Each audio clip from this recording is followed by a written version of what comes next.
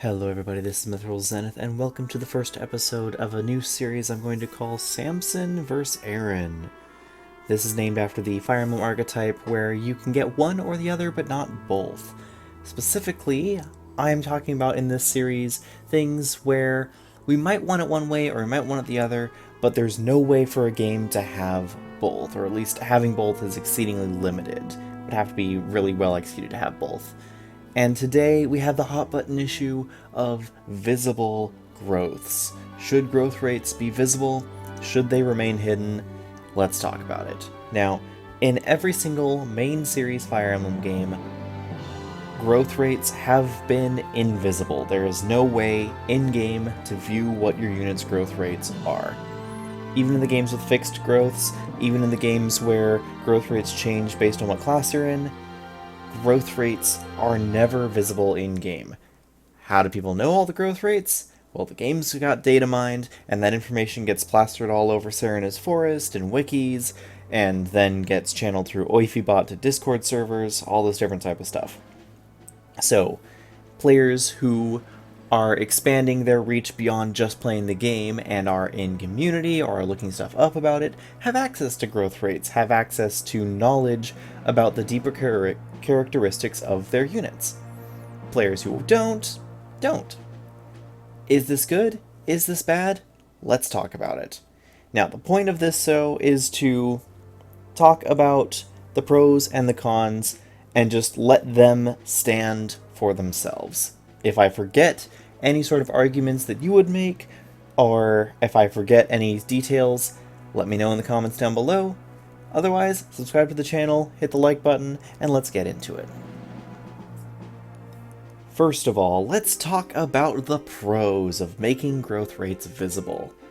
Well, we've already talked about one part where a lot of experienced players just use Oifibot or Serena's Forest or wikis or whatnot to get these growth rates anyway. People are playing the game with a wiki open in another tab or on their phone or something.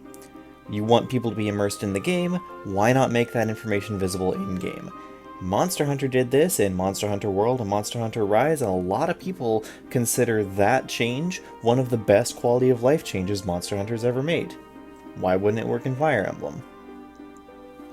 Another example people bring up is that hidden information in strategy games is just antithetical to strategy games in general. If it's supposed to be a strategy game, you should have as much knowledge as possible to make the best choices you can. Now, obviously, there are some elements of hidden information that are important in strategy games. Fog of War in turn-based and real-time games, obscuring perfect information, sometimes map events that happen that you might not know about, or things that can happen that can throw you off your game and make you have to adapt on the fly. People hate these things as well, and we might be talking about stuff like Fog of War in a future episode, but these things keep strategy games fun and fresh and interesting, but people argue that when it comes down to the tools that you have, you shouldn't hide them from the player. Like, you should at least tell the player what their tools can do. And so in Fire Emblem's case, you should tell people what a unit's growth rates are. You should tell them, hey, Boucheron has a really low personal strength growth of like 20%, so the fact that he's in Warrior, to kind of hide that fact, makes him feel worse because, well, if you make anyone else a warrior, almost anyone else, they would have better strength. Particularly units like Jean. When you have a unit whose skill is to double the class growth rates, but the game doesn't tell you that's how the skill works, then how are you supposed to interpret what the skill does? Because historically, the game has had aptitude that just raised all growth rates. This only raises class growth rates. Why is that different? It's different because it means that where you decide to put Jean, what class you decide to put him in, makes him a lot different. And so people argue, well, without being able to see the growth rates, how were we supposed to know this outside of data mining it, outside of, then being told by someone who looked up the data mine? Problem. Especially in games with, where you change classes and your class growths change, even if Jean's not a factor, people even bring back stuff like Shadow Dragon and how Well, if you put a unit in different classes, their growth rates will change, such that, hey, you might want to level in one class for a couple levels to get these particular growths, like if you want to put Sedgar and Wolf into General to really amp up their defense, and then switch them over to something else to carry that, use that defense to carry them, then that's optimal play, but who would ever figure that out?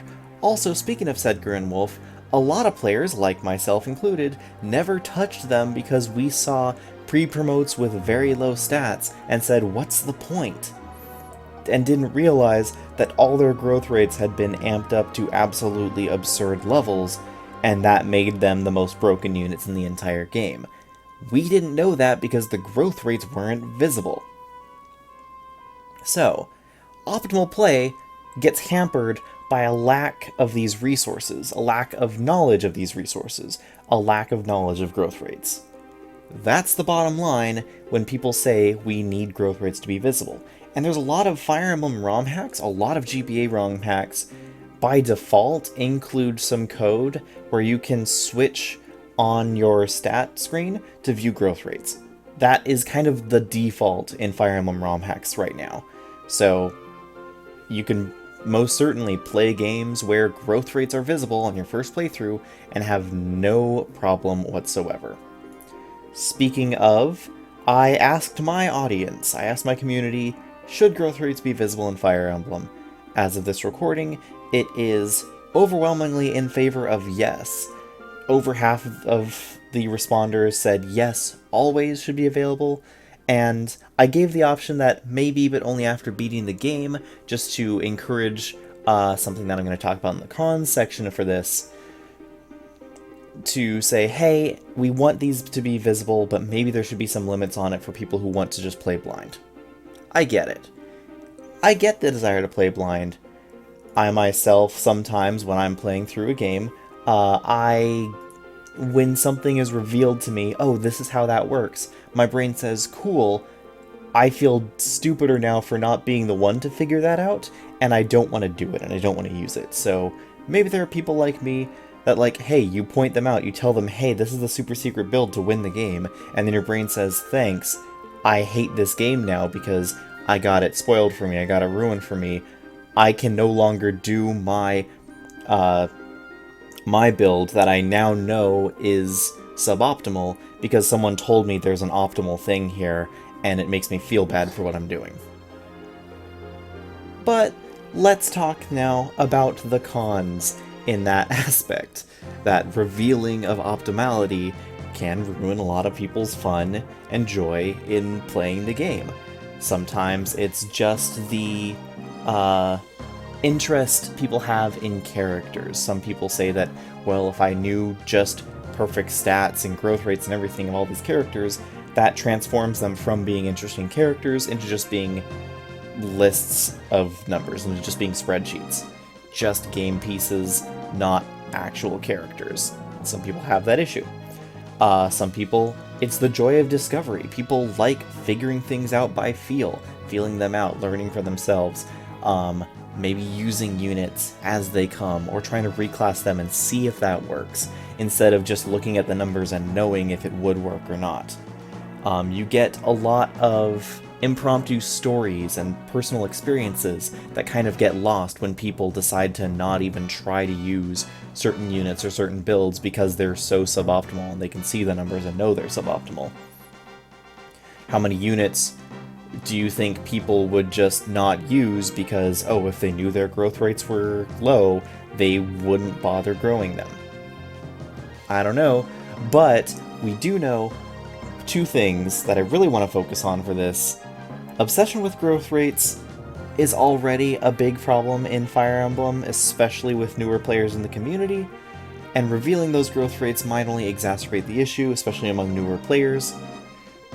We need to talk about bases over growths all the freaking time, because so many people fixate on growth rates, fixate on growth units, fixate on, well, this unit by the end of the game was the best unit in the game, they killed everything, and it's like, well, how long did it take them to get there? When people fixate on growth rates, a lot of them don't even know what the numbers are, they just know what the end result is. And so by being able to see the numbers, that can sometimes encourage people to talk only about the numbers, only about the theoretical. Look at my video on people wanting, hey, Jean should be, not Jean, a clan should be a physical unit because he has 15% strength growth compared to only a 10% personal magic growth. His strength growth is higher. And I'm like, yes, but his strength growth is still lower than like every other physical unit, so you make him a physical unit, might be slightly better physically, but he is not good still. I don't know, maybe the numbers, don't quote me on the exact numbers, I'm sure that they're different, but it still is a similar thing. If a lot of people will start doing these things just because the numbers tell them to do it. And that also leads into the problem of negative bias. People tend to focus on the negatives far more than they focus on the positives. For instance, you have a really good day and then one awful thing happens, you're always going to talk about that awful thing that happened and just kind of brush off the rest of the day as it was only okay. This happens all the time in Fire Emblem already, where we look at RNG bias and stuff like, well, I got screwed by the RNG, I missed a 93% and then I got hit by an 18%, you know, why is that supposed to happen? I don't know. People fixate on those negatives, people fixate on things happening in ways they feel like shouldn't happen, even though it's all random, and that is a likely outcome. Maybe not a likely outcome, but that is a possible outcome of randomness. And so, how many people are going to look at, you have a 60% strength growth, why are you 3 points below in strength? You know, I'm always strength screwed. This unit's horrible, it's slightly under his average. This unit's horrible, it's unfixable, it's unsalvageable, I'm restarting the whole game because my main lord has 2 points lower strength at level 10 than he should. Air quotes. People do this already. A lot more people would do this if growth rates were visible. The other thing I wanted to talk about, though, is that if you make growth rates visible, that still is not the full story. That still is not the full story because some games have growth rate protection. You look at something like FE1, you look at something like FE11, and you see a lot more blank level ups or one stat level ups or something like that. A lot more blank level ups, especially in like Shadow Dragon. Why? Because Shadow Dragon does not have growth rate protection. What do I mean by that? Is that Shadow Dragon, it rolls every growth rate once, and that's what you get. Doesn't matter if it got, you know, +1 to everything, doesn't matter if it got +1 to nothing. That's what you get.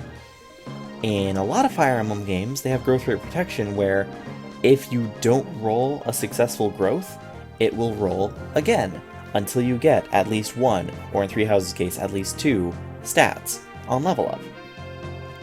So, if a game has growth rate protection, and you make the growth rates visible, visible growth rates still aren't the full story, and then so at that point it's like, well, do you want the game to tell you that it has growth rate protection as well? If that's the case, do you want the game to tell you the exact RNG formula that it uses for hit rates and crit rates and everything else, instead of just telling you the displayed amounts? A lot of people would. But it's not something that the Fire Emblem does. And I will probably talk about hit rates and whether hit rates should always be 1 RN or not in a different video. But that's all I got for you today. Let me know what you think. Should growth rates be visible? Should they be hidden forever? Should there be ways to make them visible in-game if you, like, complete the game or something? Or should they just never be visible at all? Or should they always be visible? Just whoever picks up the game should be able to know everything about their unit 100%. Let me know how you feel about hidden information and strategy role-playing games, and until next time, this is Mithril Zenith, signing out.